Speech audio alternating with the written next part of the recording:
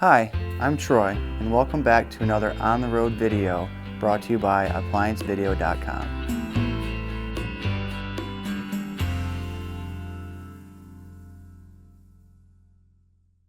Stop. Before beginning any repair, always be sure to disconnect the power to the appliance. It is also recommended to test the outlet for proper voltage. Today we're going to go ahead and replace the timer on this Whirlpool electric dryer. With a bad timer on this dryer, you could be experiencing a no heat, you could experience a no start, no run. You could also experience a non-moving timer, meaning that you have it set in a time dry cycle at say 60 minutes and you come back down in 20 minutes or 30 minutes and it still has not advanced. In order to change the timer, pretty simply you need to pull the unit out and access the back cover, and you'll have access to the timer from there. The tools you'll need to complete this repair are going to be a 1/4 inch nut driver, a flat blade screwdriver or tack puller, a meter, and possibly a flashlight. So now that we have access to the back of the unit, we're going to remove the top panel that houses your controls and your timer. We're going to go ahead and remove the 1/4 inch screws located around the back of the panel.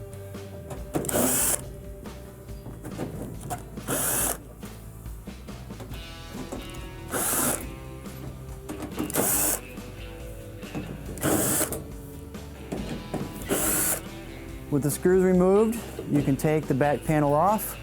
Once the back panel has been removed, you can now access the timer, which is over here. On this particular timer, we're going to test wire combinations on these two plugs. Right now we have the timer set to a time dry setting in your unit. So now with the tech sheet, you'll be able to see that for this dryer timer, when set to a regular heat cycle, should have a closed circuit at T to X, C to B, C to A, and T2 to S1. T2 and S1 are up here. We're going to look at the other ones right now. We're going to start by looking at T to X.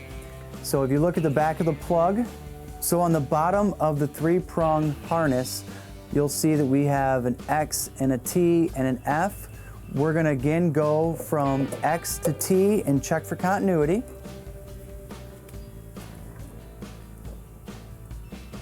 And we have continuity at that contact point. Now we're going to go to C to B, which is on the 4-prong.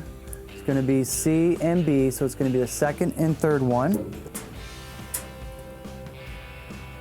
And we have continuity there. Now we're going to go and check C to A.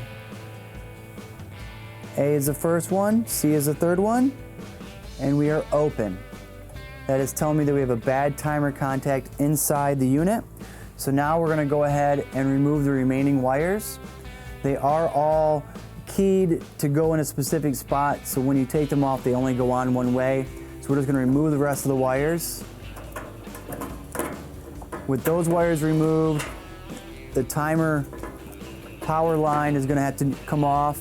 If you had the timer out already, you can get it off. I use a tack puller either when it's in or out because there's a clip holding it in place right here.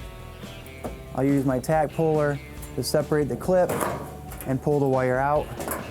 Once that's gone, you're going to then go ahead and unscrew the timer from back here. And if you haven't already, you're going to pull the timer knob off of the front of the unit. So the timer knob, you're just going to simply hold the timer knob and then you're just going to pull it and it'll come right off for you.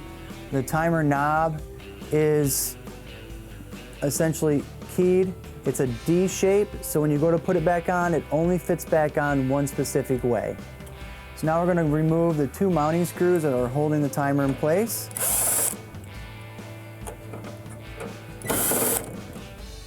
Screws come out, the timer comes loose, right out to your hands. Now we're going to go ahead and put the timer back in place. It's going to go in the same way it came out with the 4-prong and the 3-prong wire harness attachments at the bottom. So you can take and set the timer back in place, match it up to where the approximate screws were at, install the 2 screws holding the timer in place. With the screws in place, we can now go ahead and put the wiring harnesses back on. The wiring harnesses again go just in one specific place, so you can put the single prong back on, the timer motor, the 2 prong, the 4 prong, and the 3 prong.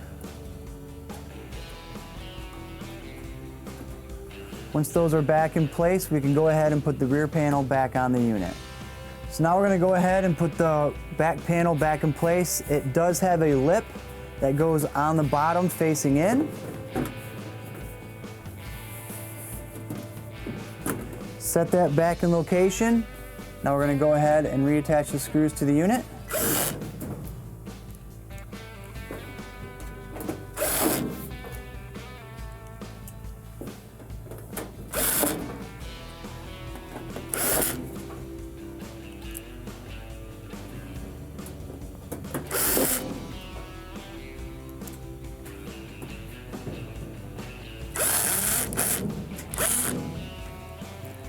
Now once we have the screws placed on the back of the unit and that's remounted, we're going to go ahead and turn the unit back around and put it back in position and put the handle back on the timer.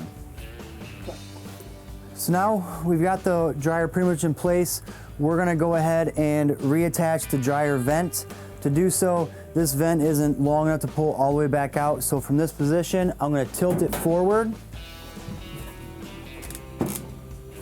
and lay it down on its front. So now with it laying down on its face, we're going to go ahead and put the dryer vent back on. This one's got a spring clamp on it. I'm just going to pull it further up on the dryer vent a little bit. Position the dryer vent in place. Now with the back over, I can now put the clamp back down.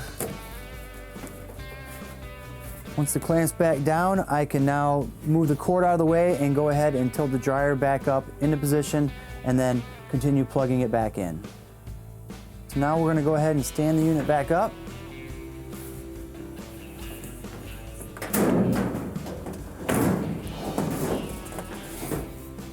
With it stood back up in position, we're going to go ahead and plug it back into the wall.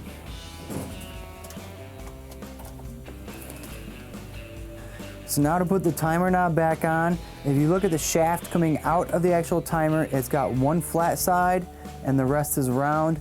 The same thing with your actual timer knob. You're going to put the flat spot on there, secure the timer knob in place. That will complete your repair. Now you can go ahead and test to make sure you have either heat or tumble or power again from there. Thank you for watching another quality repair video brought to you by ApplianceVideo.com.